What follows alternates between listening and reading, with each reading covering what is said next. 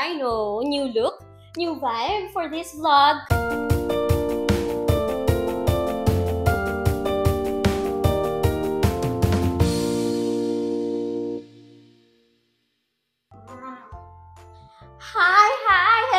Hello mga kabangbang! Welcome back to my YouTube channel! Yes! And for today's vlog, hindi po tayo kakain dahil magpapaganda po tayo.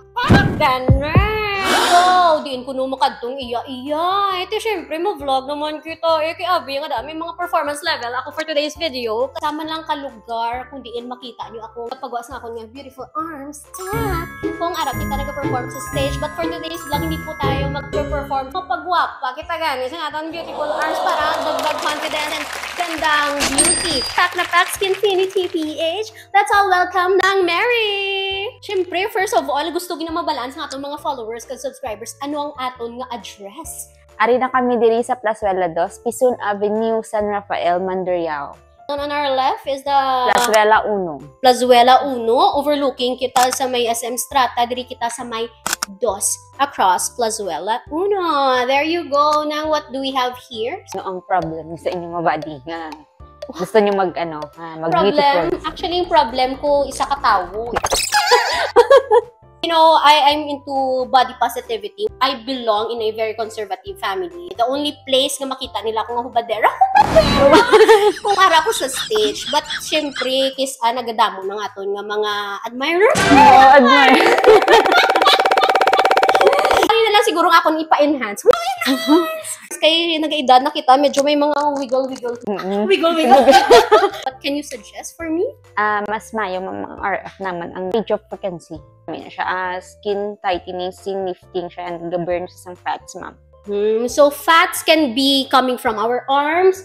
May araman kita nga mga sa face, sa neck, no? I heard kag syempre sa tummy and then sa thigh pwede siya. Oh, pati sa thighs. Grabe. Bala mo isa nibla sa asset. Oh!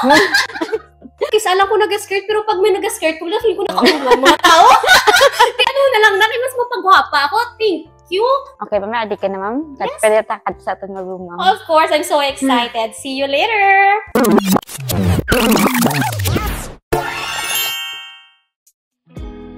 28. Same lang, ma'am. Start na tama, okay lang siya, ma'am. Ang iapitik, tolerable lang, ma'am. Loose fats man to siya. Bali, duwa. Amo na ng final ng RF na nagid. Pagkat si mama ma'am, diode and pico laser. So, diode hair removal. Tapos si pico laser, amo na siya para sa mga may chicken skin pigmentation. Mga kabambang, finally, we are done. And after our session sa RF, nakita nyo kanina, no? If you want to achieve a firmer skin, mga how long gani? 10 session kita. 10 sessions? Or depende man sa... Depende sa sagsang pat.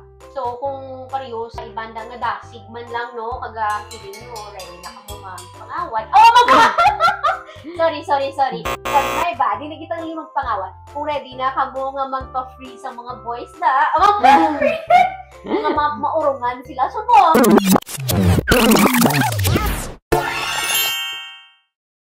anong aton na mga beauty tips after our sessions? Bali, after ta mag-RF and diode, mabawala kita basa 8 hours tomorrow na kita pwede ka basa. Swerte lang kay wala kita ganap for tomorrow. Self-care, no? Thank you so much, Skinfinity PH. And for all those girls and boys, always promote body positivity. Pero syempre, kung may mga times nga we feel down and we feel something to lift us up, no? Diri lang gid ang aton skinfinity.ph sa may Plazuela 2, sa may Pizon Avenue, San Rafael, Mandurriao. And ano oras kita go-open to the close? Open naman 10 a.m. until 7 p.m. That's 10 a.m. to 7 p.m. Look for Nang Marie. Thank you so much! Ayaw kayo nakahapit ka mo sa akong yung channel. Kung bago pa lang ka mo dili, pindot ang subscribe button, pati ka ang lingganay, kag hindi pagkalimtin. Ruby Inspire!